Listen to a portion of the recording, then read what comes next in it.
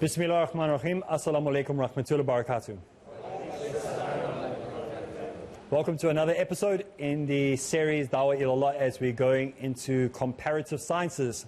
And specifically in the series, this part of the series, we are looking at doctrines that the Christians hold over what the biblical narrative says.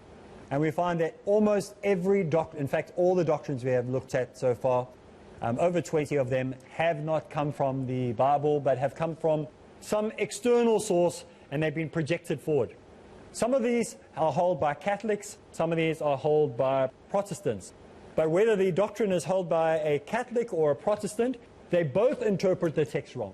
So it's not like we can say, well, the Catholics had it right but the Protestants had it wrong, or the Protestants had it right and the other way around, whatever way you want to look at it.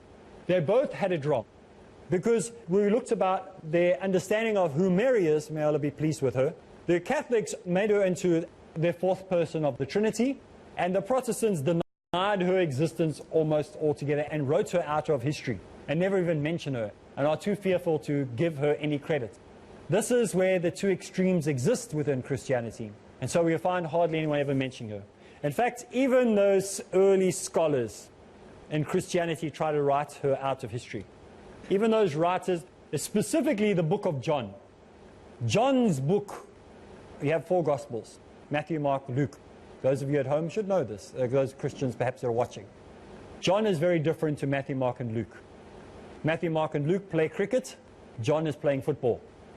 Not even the same sport. Different sport altogether.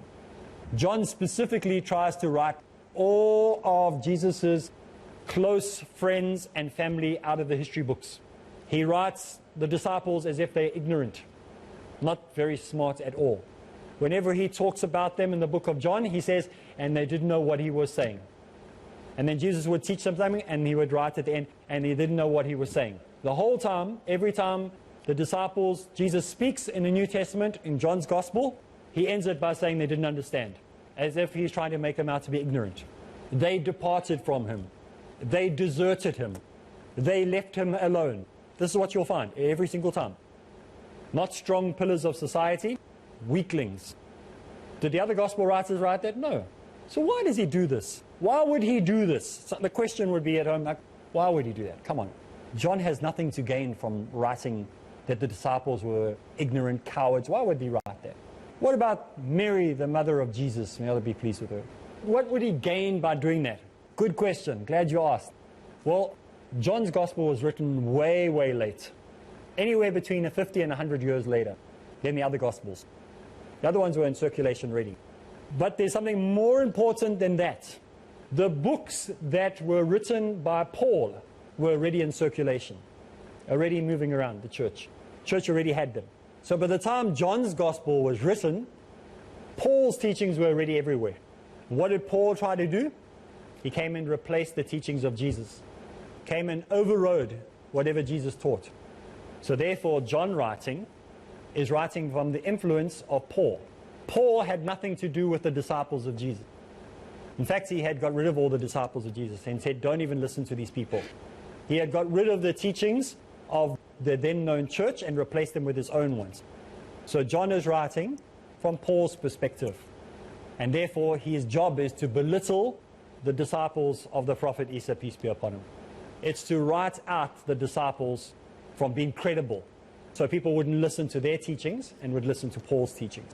His job was to write out Mary, all the Marys, there's 3 of them, out of the book and replace them with himself, John, and Paul. So one of the scenes that we find in the book of John where Jesus is supposedly on the cross, he looks down or he speaks to John and he says, John, this is your mother. Mother, this is your son. Very bad. So this is the idea that he's trying to do. He's trying to make himself look good and saying, Mary, and it's the wrong Mary, by the way, but anyway, that's how bad the writer is. He's saying, Mary, this is your son, this is your mother, as if John is going to be the person that everyone should listen to. And anything John says should be as credible as what Jesus said. Why? Because he's the sidekick of Paul. Therefore, by